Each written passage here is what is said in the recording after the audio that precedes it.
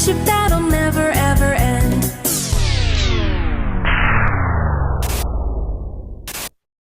Run!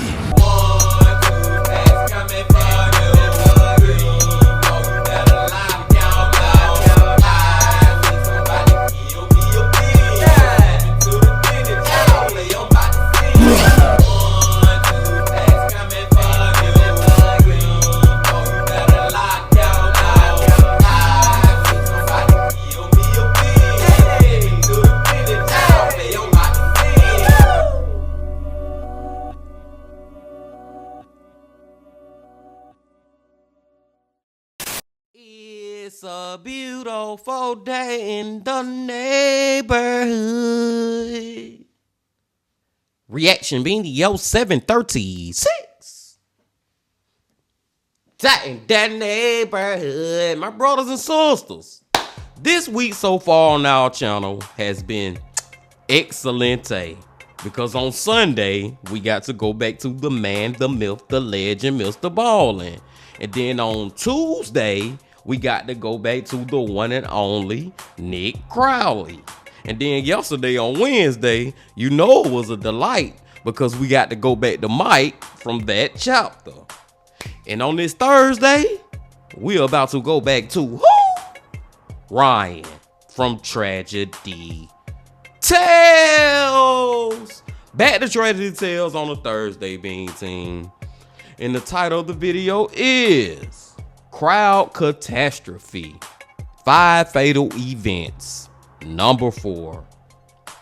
Now the thing about these crowd catastrophes that like alarming to me, y'all, is just the fact that a lot of people who die in these type of fatal events, it come from being trampled upon. You know what I'm saying? Because it's so many people in the freaking crowd, man. So a lot of people actually die from just getting stepped on by other people who trying to get the F out of there and live themselves. It's like it almost becomes, and not even almost, it do becomes survival of the freaking fittest at that point.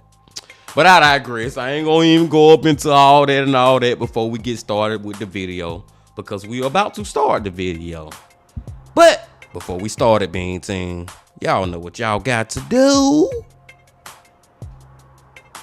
Get whatever you might need. Get what you need, please. We are back to Ryan from Tragedy Tales.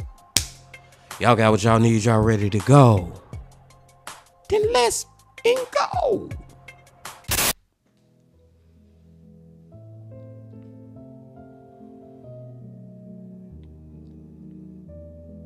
For most of us, a horror movie is a fun way to spend a Friday night.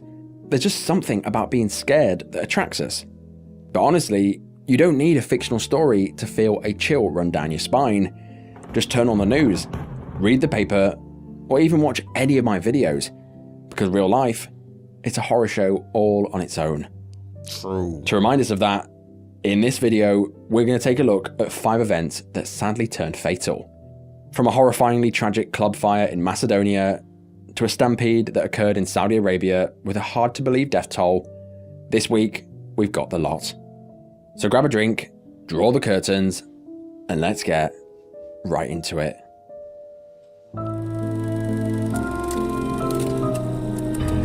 Get whatever you might need.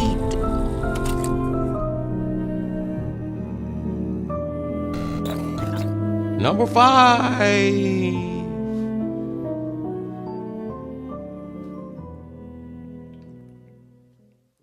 Air shows are amazing.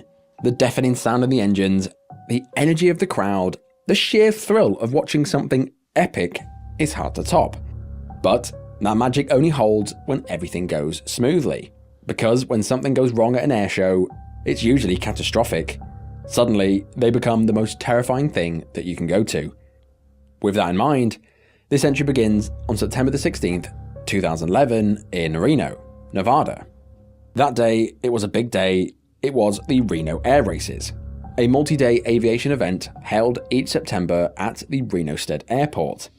Starting in 1964, these races have always been an annual competition where pilots race highly modified aircrafts around a closed course, pushing their machines and their skills to the absolute limit.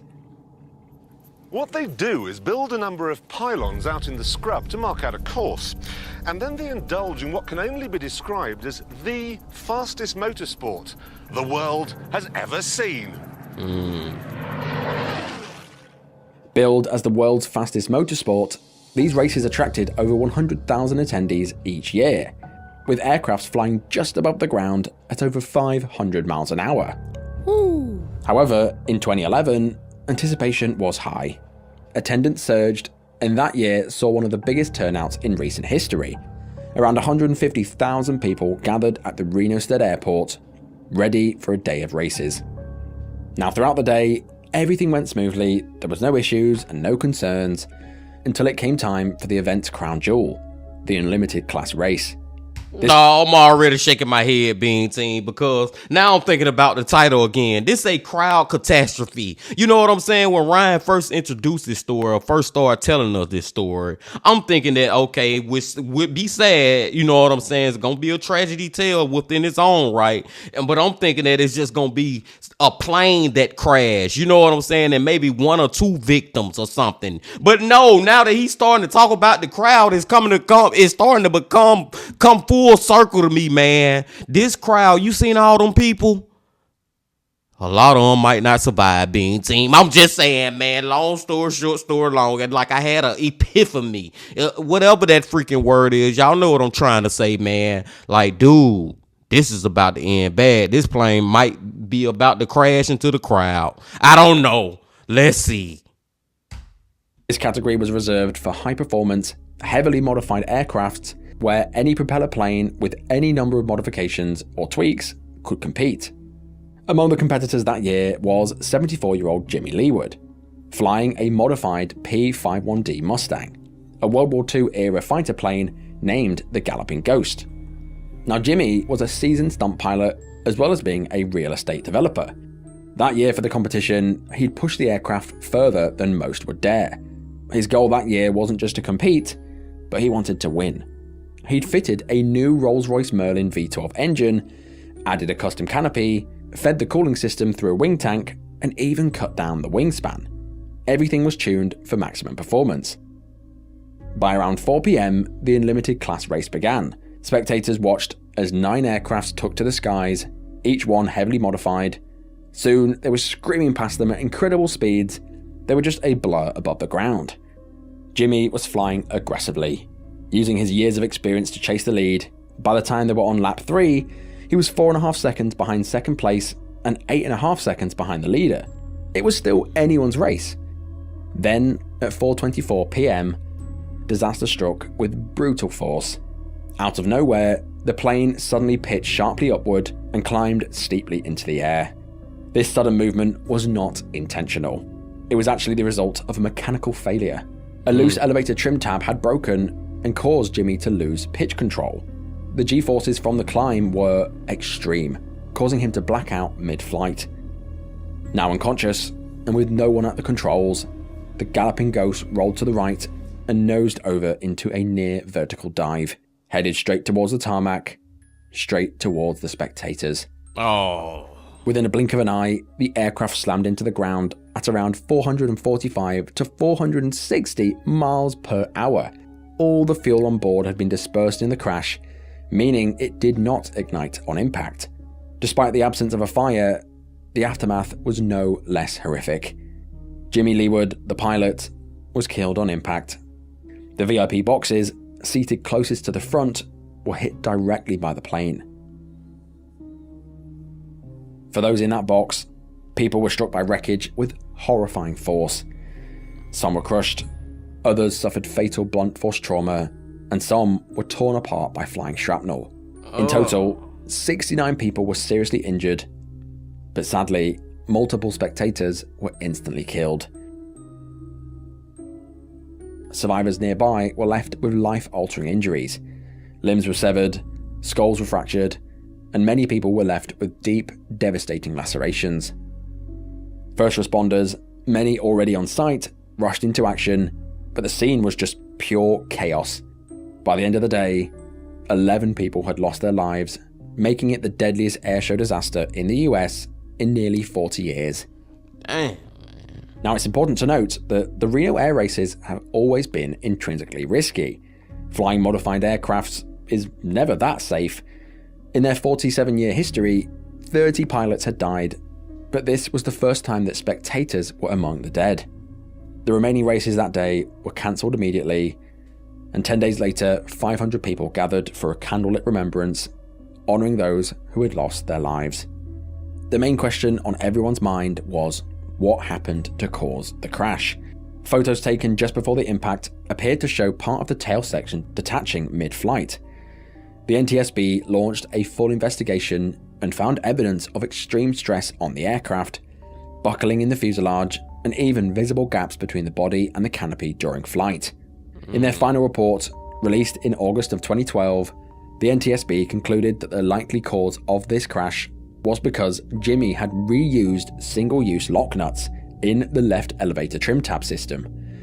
These had loosened over time, allowing the tab to flutter uncontrollably. Because of this, a crack had developed, which then caused the whole system to eventually fail, causing total loss of pitch control. This investigation concluded with 7 safety recommendations, some of which included redesigning the course layout, moving seating farther from the flight path, as well as pilot G-force awareness training, and enhancing the ramp safety. And out of all the suggestions that Ryan said that they got now, you know what I'm saying, all the things that they suggesting to make this a more safe event, the main thing for me is move the crowd further away from the action. Like, seriously, man, I don't think that the crowd should literally be like right up under where they doing this racing and these tricks. Like, I don't know, man. Like, I don't know how far to move them, so to speak, or whatever, but I just know where they was. It could have been even worse. Like, it was bad that they hit one of the VIP sections, but it was a lot more people just a couple of feet away who could have got hit. And rest in peace to all 11 of them that lost their life. But I'm saying, man, like, yes, it's some precautions with this ish that y'all have to start following. Despite the tragedy, the Reno air races resumed in the following year. Still, despite these improvements, and in 2023, citing safety concerns as well as pressure from surrounding development, officials announced that the Reno State Airport would no longer host the event, stating that the races are now searching for a new home. Wow. But no matter where the event goes next, the memory of September the 16th, 2011 will never be forgotten. While safety protocols may improve, new rules may be written. For the injured, as well as the families of the 11 people lost, their whole lives changed that day, and the cost of that afternoon can never be undone.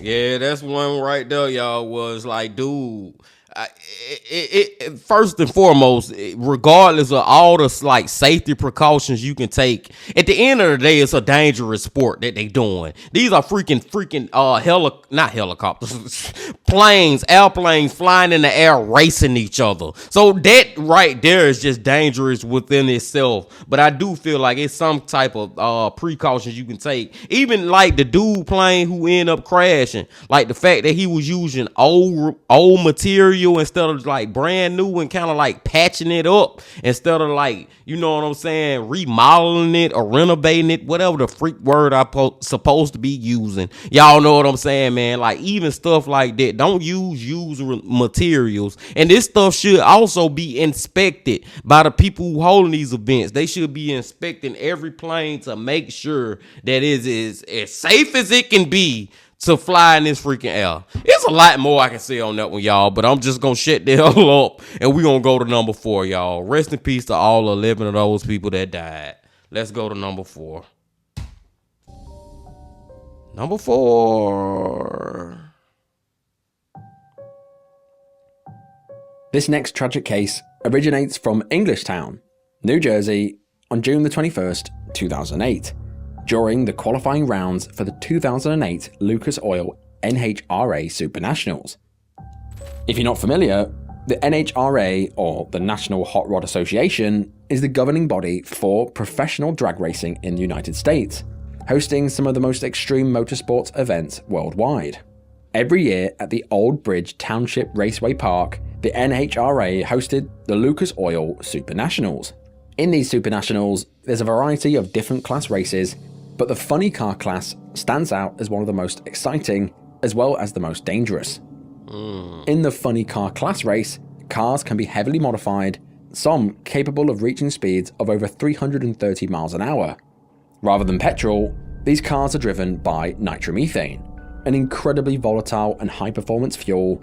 These cars can generate over 12,000 horsepower, but of course, all that power comes at a price. Funny cars, coined because they looked funny and the name just sort of stuck, are extremely difficult to control and require expert handling to navigate safely.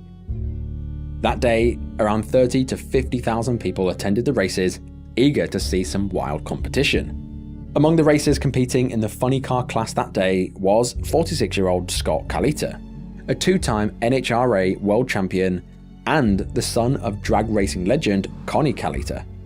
Scott grew up around racing and became one of the most fearless drivers in the sport. It was during the final round of qualifying when Scott's funny car made its run. Scott was flying down the track at speeds of over 300 miles an hour, but as he neared the finish line, something went terribly wrong. As Scott's funny car approached the end of the quarter-mile test track, the engine suddenly backfired, an all too common though dangerous occurrence in nitromethane-fueled drag racing.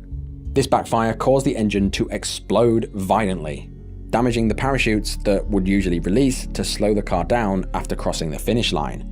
Despite the failed parachutes, Scott managed to maintain control of the car and applied the mechanical brakes, still desperately trying to slow down in the 2,300-foot shutdown area, the stretch of track that existed to help vehicles slow down after completing the race. However, the car continued accelerating because of a locked clutch, meaning the engine power was still being transmitted to the rear wheels. The car continued to gain speed. There was no stopping it. After running out of road in the shutdown area, Scott's car reached 125 miles an hour as it entered the sand trap at the end of the track. This was only... Like, if you just look at it real quick, Bean Team, that car went down that road after it exploded or it became inflamed. It still traveled a long distance after that, y'all. Oh my God. Used in emergencies, meant to slow down a vehicle in the event of a failure. But Scott was going way too fast for even this. He went straight over this, went straight over a concrete wall, and then slammed into a piece of heavy equipment used by the ESPN broadcast crew for filming. Damn. Scott's car broke apart, and the largest piece of the wreckage, still with Scott inside, came to a rest 200 feet past the shutdown area. Witnesses described the scene as horrific. The deceleration forces at play here were extreme. Despite immediate medical attention, Scott was pronounced dead on arrival at the hospital. In a somber tribute, Scott's competitor Robert Height idled his car down the track the following day instead of racing, as a mark of respect for Scott's passing.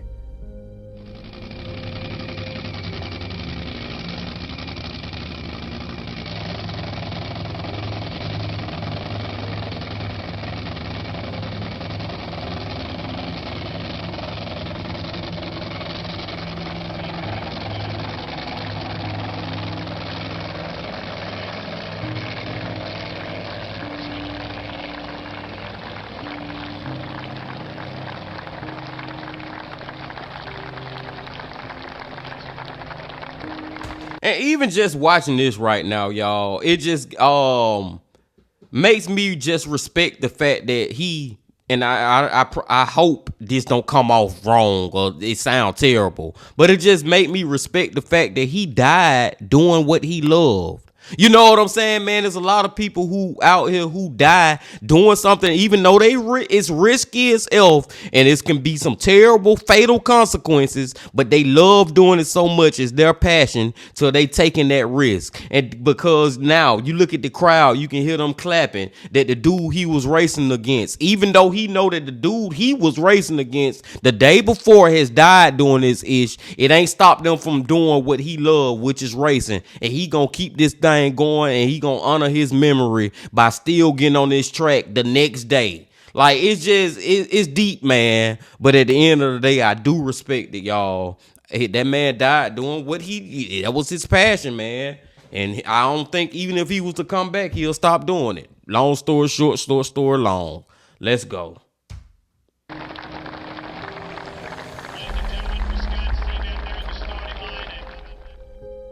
This incident led to a significant overhaul in NHRA safety regulations to prevent similar accidents in the future.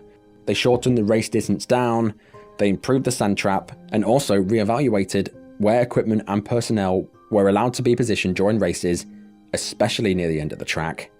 Additionally, a new safety sensor was developed to prevent engine backfires from causing deadly crashes. This new safety sensor automatically shuts off the fuel pump and deploys the parachutes in the event of a malfunction. This became mandatory and has prevented many similar tragedies.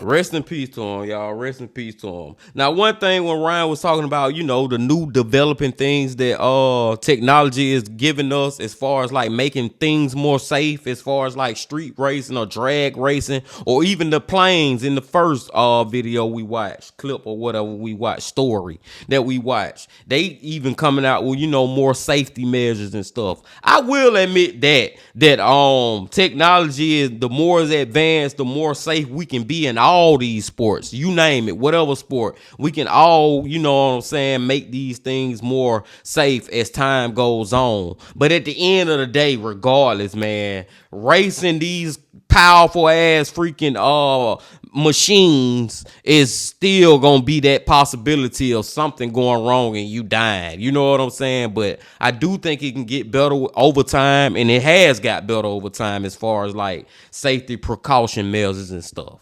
But I digress. Let's go to number 3. Number 3. This next case brings us to Belvidere, Illinois, a small industrial city in Boone County, not far from the Wisconsin border. On the evening of Friday, March 31st, 2023, this quiet, idyllic town would become anything but quiet. That evening, as darkness settled on the area, hundreds gathered at the city's historic Apollo Theatre for a much-anticipated sold-out rock show. With a capacity of just under 800, the venue offered a tight, loud atmosphere that people loved. But I don't like with this story going already. How many times have we heard this from Ryan, man? A nightclub, and there's a lot of people in there, and it's very small, and more than likely it's about to be some fireworks. Let's find out. That Friday night, it was filled with around 260 concert goers, performers, and staff. To all those present, the show went ahead despite advanced knowledge of severe and potentially dangerous weather. That morning, the Storm Prediction Center issued a high-risk warning for the surrounding area. While Belvidere was outside the core of the high-risk zone, it still sat under the risk of tornadoes. Despite these warnings, however, inside the Apollo, doors opened and the crowd gathered inside to shelter from the wind and enjoy a rock show.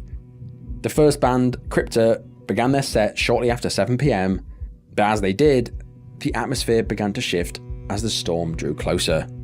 Then, at 7:24 p.m, tornado sirens began sounding. Only then did officials pause the show as staff quickly began moving people towards the basement. However, just 20 minutes later, at 7:43 p.m, before all of the guests had managed to get to the basement, an EF1 tornado hit the theatre. Winds between 90 and 100 miles an hour tore into the building, ripping it apart like it was nothing. Instantly, big pieces of the building fell onto the sidewalk below, including the front facade and the marquee. Inside, however, things were far worse. A large section of the upper roof, roughly 3 to 5 feet thick, was torn away. As it did this, loads of debris came tumbling on inside, falling on concert goers. As the dust settled, it was clear that many people had been buried and needed emergency help. Putting their own lives in danger, those who could began pulling debris off each other before emergency crews arrived. The Belvidere Fire Department, located just a few blocks away, responded within just 2 minutes. When they got there, they quickly realized that the entire building was at risk of collapse. Despite the place literally falling apart, firefighters continued rescue efforts, knowing time was critical. Over the next few hours, emergency personnel worked side by side, lifting debris and freeing those who were trapped and injured. Miraculously, despite all the danger, teamwork ultimately prevailed. Everyone who was buried was freed, and eventually civilians were ordered out of the building for their safety. Wow, that's thank God. You know what I'm saying, man? Because I just knew Ryan was gonna say that some of these people had died who had this stuff falling on them, these pieces of the roof, the building falling on them. But the one thing I will say is I was wrong, Bean Team. I thought that there was gonna be another tragedy tale like we have heard in the past of being inside a nightclub and then they letting off some crazy fireworks or pyros, as I should say, I guess. You get what I'm saying, man? And then it end up setting the whole place on fire because it catch on fire with the roof. Y'all know them stories. If you freaking know, you freaking know. I'm thinking it was something like that, but no. This was a tornado that hit this place. That's crazy, man. But like I said, God is good. Nobody freaking died from the freaking aftermath of the tornado or whatever I should say. Let's go. Sadly, however, for one man, 51-year-old Frederick Livingston Jr., he was not so lucky. He was crushed by the collapsing roof, and despite paramedics' best efforts, he was pronounced dead at the scene. Okay, I gotta take what I just said back again, and I'm not laughing at that, Beans, and y'all already know that. I'm not laughing at his death. I'm laughing at the fact that I thought didn't nobody die, but sadly Fred did die, man. Rest in peace to Fred. But it could have been a lot worse too, man, but it don't change the fact that he lost his life. It's like, Jesus Christ, man. Sometimes, as far like, that's the thing about the weather. You can predict that it's going to storm and do all this and all that, but you can't predict literally that a freaking tornado going to come through. Those things are still like random, so to speak. They just happen. You can see it happening right before it happened, but you can't like see it 7 days in advance. Like in 7 days, a tornado is gonna come through our city. Like no, but in 7 days you can be like, it's a 70% chance that it's gonna rain. Y'all get what I'm saying? Rest in peace to Fred. Let's go. In the weeks that followed, the Apollo Theatre was condemned, and those injured and the family of Frederick were eager for someone to be held accountable. When you go to a concert, you expect that the organisers have properly considered your safety. Of course, while everyone in there knew the risks, they knew that a tornado may appear. That doesn't excuse the multiple warnings that were ignored throughout the day. And while they did briefly stop the show to get people into the basement, this was far too late. And regardless, they could have easily postponed the evening's fixtures, but instead, they chose not to. Instead, they chose to put many lives at risk. Facts. By March 2024, 11 lawsuits had been filed, including one from Frederick Livingston's family. The owners argued against these lawsuits, stating that guests were warned and labelled the tornado as an act of God. And I agree with Ryan on that front, Bean Team. You know what I'm saying? I don't want y'all to get me confused. Like, I agree with the fact that they knew it was going to be bad weather that day. I was just focusing in on the point that you never know where a tornado going to strike or not. You know what I'm saying? Like, yes, did they know it was a possibility that a tornado was going to strike that building? Maybe, but it maybe be 20, 30, 40 miles away. We know we just know this area may have tornadoes. And I agree with the fact that even that right there is enough for them to have canceled that whole concert. I agree with that part. Most definitely. I feel like they should have canceled it, man. Oh, this has been a great freaking I was about to say that chapter. Tragedy Tales Thursday, Bean Team. Let's go to number 2. Number 2. This next truly haunting entry unfolded on September the 24th, 2015, during the annual Hajj pilgrimage in Mina, Saudi Arabia. For a bit of background, the Hajj is one of the 5 pillars of Islam. It's a sacred pilgrimage that every Muslim is required to undertake at least once in their lifetime, provided they are able to do so financially and physically. Every year, millions of Muslims from all across the world gather in Mecca for this journey, which includes several days of prayer, ritual, and symbolic acts of devotion. One of the key rituals of the Hajj is the stoning of the devil, which takes place at the Jamarat Bridge in Mina. Here, pilgrims throw pebbles at 3 large pillars, symbolizing the rejection of temptation. This ritual, though deeply meaningful, is fraught with danger due to big crowds gathering in confined spaces, creating conditions ripe for tragedies. The Jamarat Bridge and surrounding streets have historically been the site of crowd-related disasters just due to the sheer amount of people going down them, but nothing compared to 2015. That year, this tradition would turn into the deadliest tragedy in Hajj history. On that fateful like just looking at them pictures of all them people right there, like bunched up together, just giving me anxiety being seen. Like it just is unnerving to me. Like, oh hell no, I can't be up in no crowd full of people like that. That is way too many people. That's almost like you looking at a freaking ant pile in your front yard, and just when you kick it and you see all the ants just start crawling out. That's what that junk look like, man. Morning of September the 24th, 2015, the Hajj pilgrimage was in full swing. As many as 2 million pilgrims were on their way to the Jamarat Bridge in Mina for the annual stoning of the devil ritual.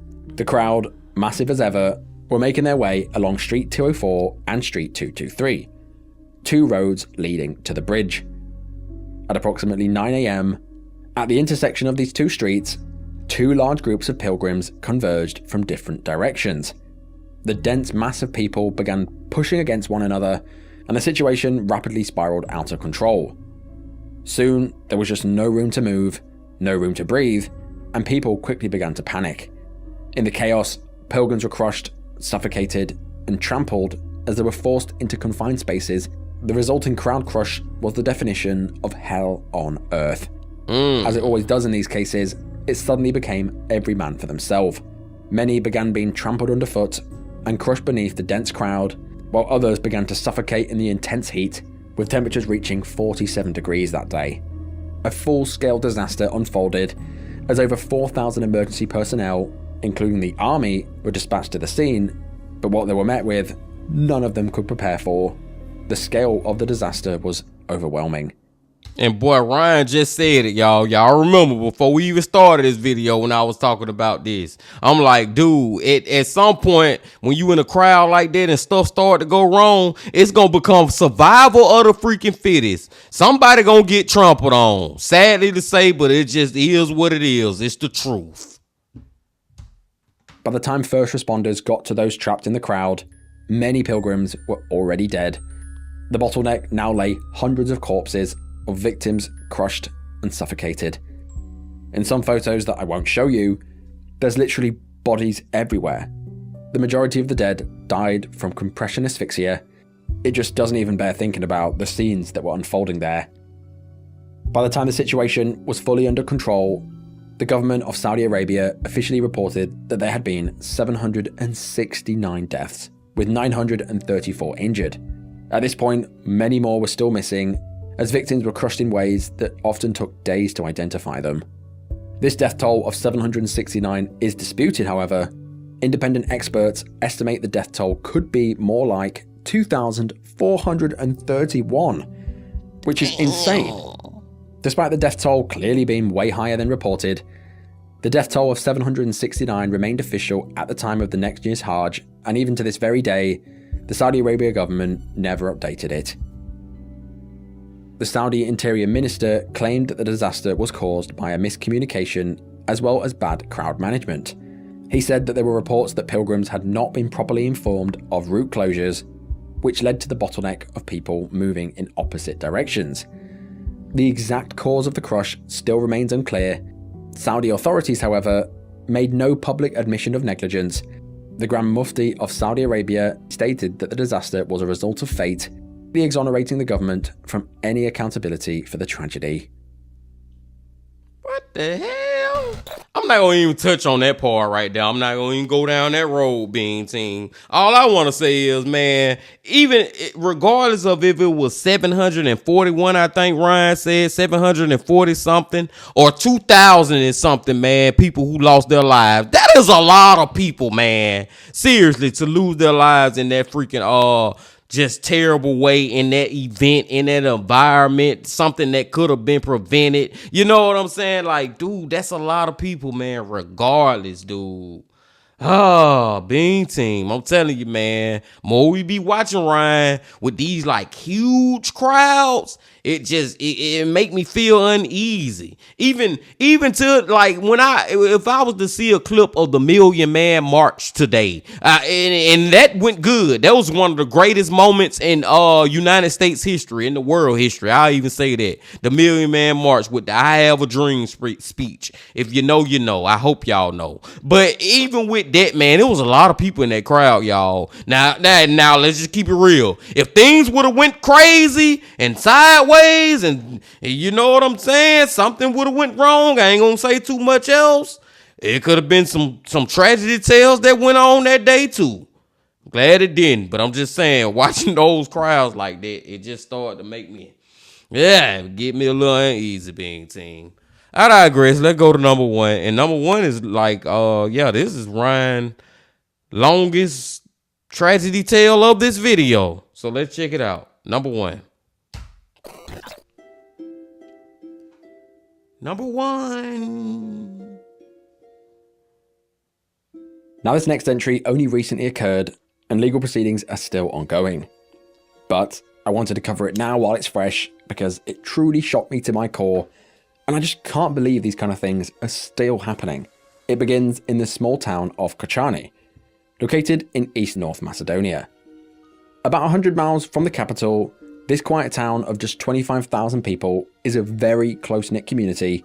Everyone knows each other, but in the early hours of March the 16th, 2025, that beautiful sense of community would be shattered forever.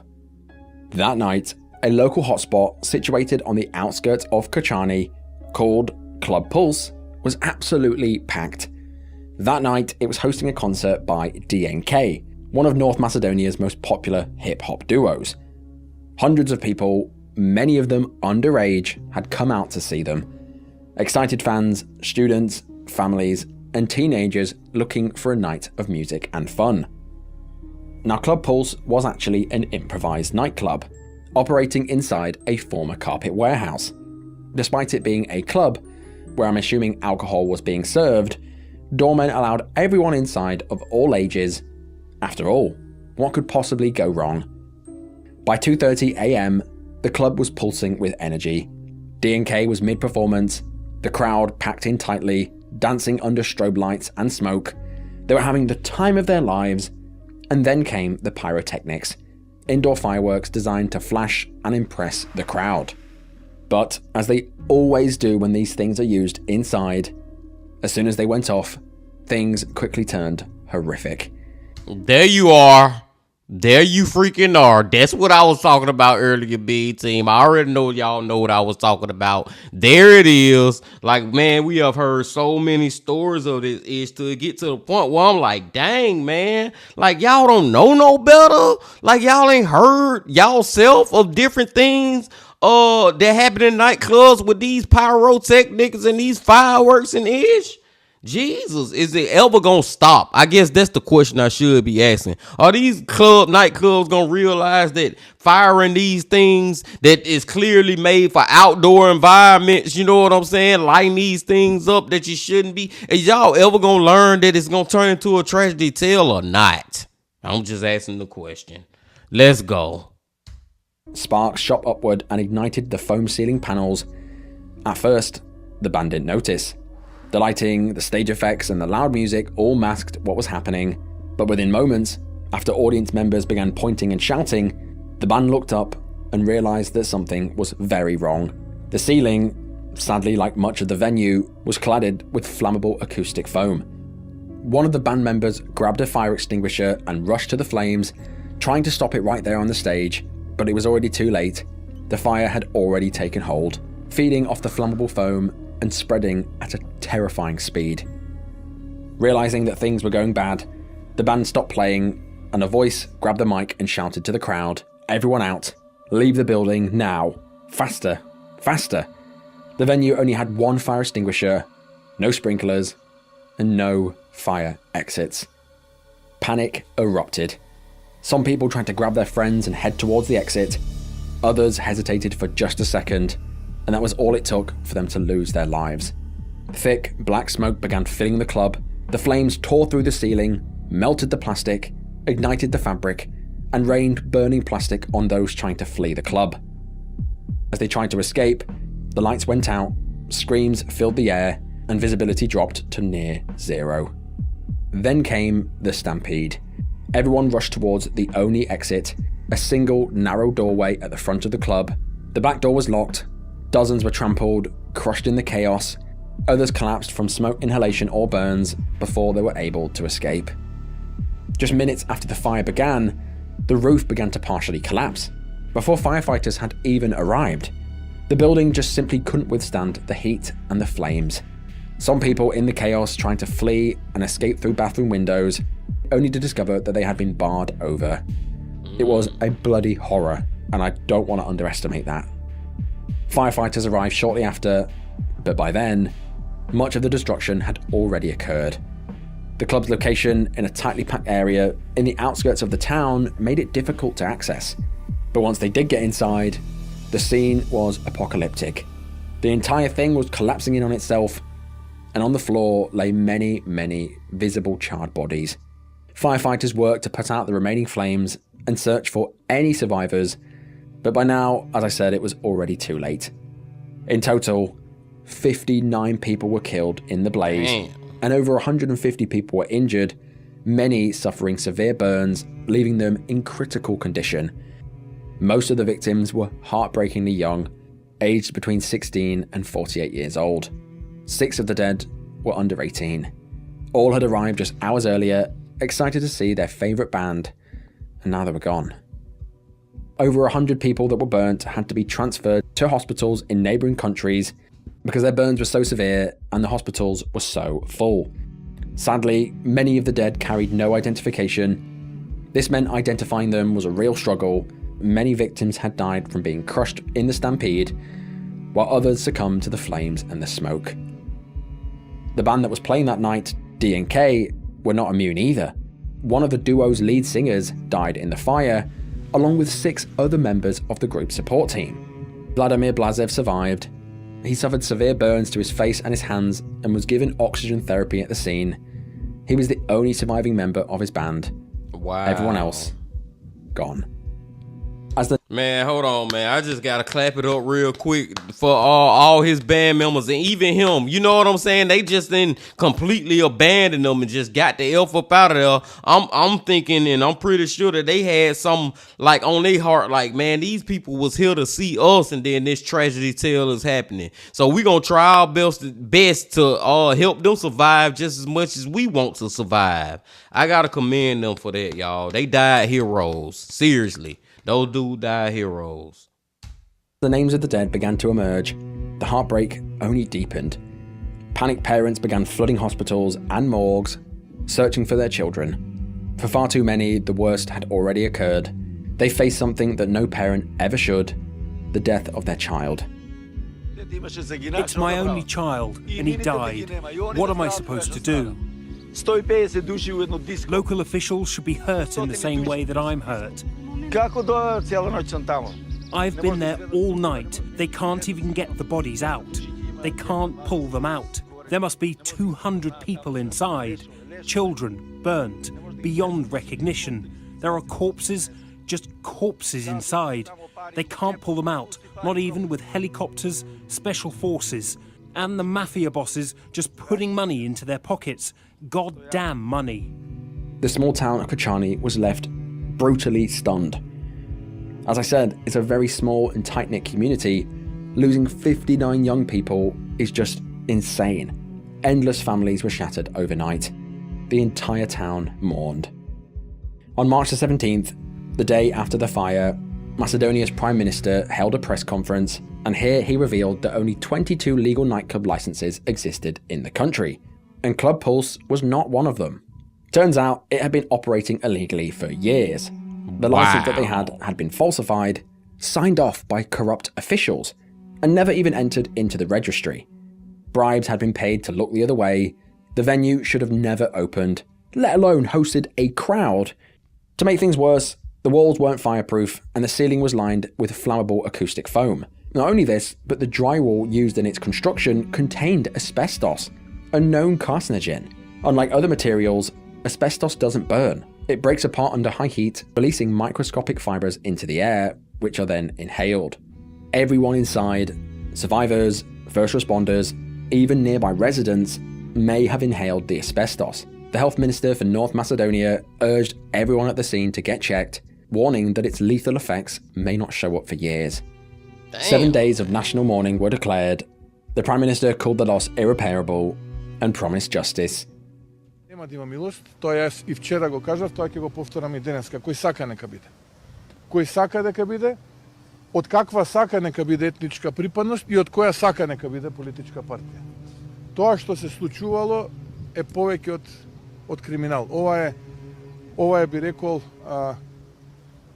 масовно убиство кое што некој го дозволувал за пари, за мито, за корупција да се случи.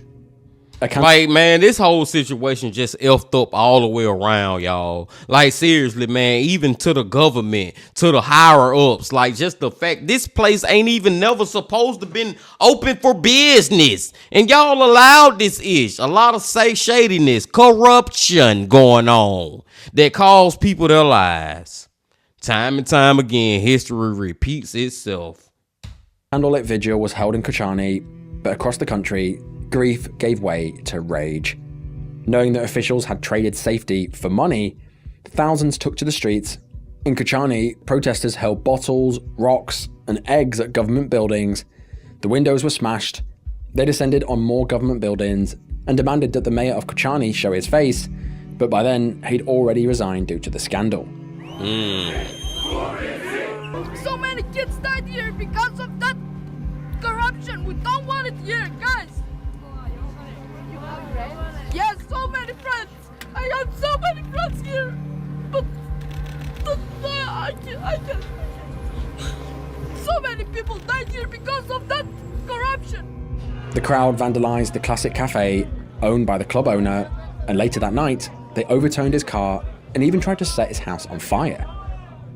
On March the 18th, thousands gathered at Macedonia Square in the capital, lifting their phones towards the sky in a silent remembrance.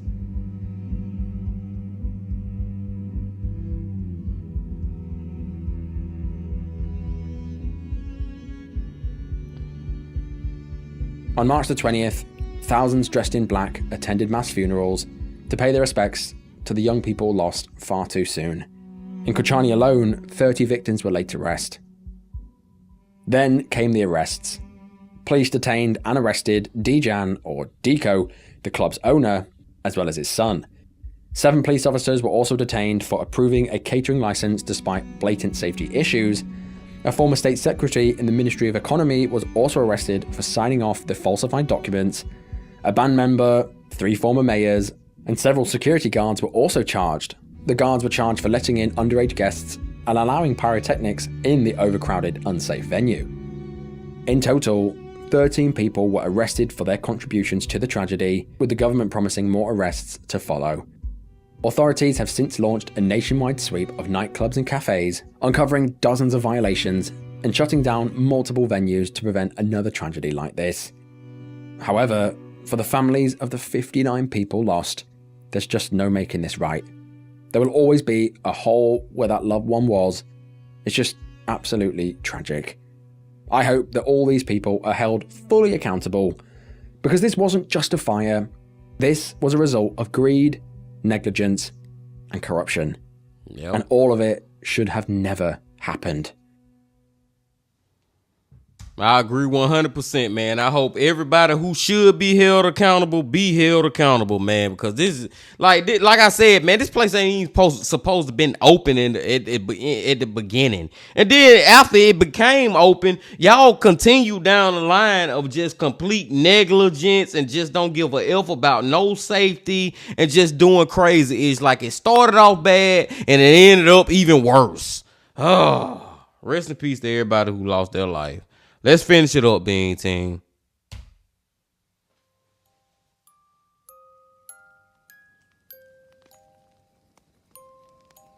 But that is the end of the video. May all those featured rest in peace. But holy moly, Yet again, we're going to do this completely unscripted. Just going to see what I naturally say about the cases. But that last one, wow, we'll get to it, but I just can't believe that this kind of stuff is still occurring. Starting from the top, we've got the Reno Air Show. The pilot had heavily modified the plane, but he had reused these locking nuts, which led to the tragedy. While he shouldn't have done this, the people that were organising the race should have been checking his plane to make sure that the modifications he were making were actually fine, that the plane was still airworthy. It's tragic for the people that lost their lives, and the footage that emerged from this tragedy is just insane. Then we've got the tornado in Belvedere. I don't know what these organisers were thinking. They had warnings all throughout the day. They even had a warning before the show started, but they still didn't cancel the show. They still let it go ahead, and only when the alarms went off did they start evacuating people. By then, it was just far too late. Nobody should have lost their lives just going to a theatre to watch a show, but it was a miracle that many more didn't die. True. Then we've got the funny car racing incident. It's tragic that the spectators had to watch this all unfold right in front of them, but there is some good that came from this. Obviously, they had that chip that was invented that stopped this thing happening in the future, but it's sad that Scott had to pay the ultimate price. Then we've got the insane stampede in Saudi Arabia. That one I had to read twice, had to read 3 times to double check that I was looking at the right numbers, because 2,000 plus people dying in a single day, just, I can't even comprehend it. I can't believe that I haven't heard of this before. Over 4,000 personnel were sent to the scene to aid those injured and those trapped. It's just a crazy number of people, and while I've covered some stampedes in the past, this has got to be the worst. And last, but certainly not least, we've got the fire in North Macedonia. I'm lost for words. I can't believe this is still allowed to happen in 2025. It just boggles the mind. Why is this allowed to occur? Well, corruption. This club should have never opened. They should have never had any guests inside. They should have never set off any fireworks. The whole thing was wrong. And the fact 59 people lost their lives, I just can't imagine what the families are going through right now. As I said, legal proceedings are still ongoing, so I hope that those responsible are held fully accountable. But as always, I'm interested in hearing your thoughts below. But just before you go, if you like these kind of videos, then you should check out my Patreon. Over there, I'm going to be posting each of these videos completely uncensored, uncut, and ad-free. Now, this doesn't mean overly gory, just how they were always intended to be. So if that sounds interesting to you, go and check out the link in the description below. But while you're down there, if you've not subscribed, go and tickle that subscribe button now, and make sure you're clicking that notification bell to be alerted when I release content such as this. But I will see you guys in the next one. Bye-bye. A great Tragedy Tales Thursday, Bean Team. It was another great time going back to Tragedy Tales, man. I really enjoyed this video. But, man, like he said and like I said throughout the video, I just got to say one more time, rest in peace to everybody who passed away in these tragedy tales that Ryan was telling us. And it's like, Bean Team, sometimes, man, it's like you almost can get like a little, even like subconsciously, without you even knowing it, you can get like desensitized to hearing the amount of people who died. Like in the case as well was the last one, 59 people, or whether he said it was 700 and something that was reported, or maybe it was the 2,000 plus who died in the other case. It's like sometimes you listen to that and you don't really think about how just crazy that ish is. Long story short, story long, just one person dying is crazy as elf. When you think about that, this one person, not to take away the other 1,999 who also died, but this one person had a life. You know what I'm saying? They had a family. They had a mama. They had a daddy. They had a sister, a brother, a niece, a nephew. You know what I'm saying? A auntie, a uncle. Like they was important in life somewhere on this earth, just like we all is. You know what I'm saying, man? And they gone. And then you multiply that by 1 times 2,000. Now you got 2,000 freaking people like Bean Team.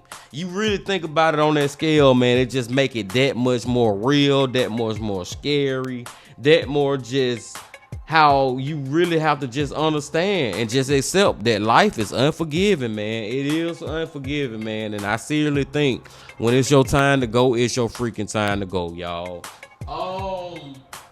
I ain't gonna hold y'all too much longer, man. Let me just run through them real quick, y'all.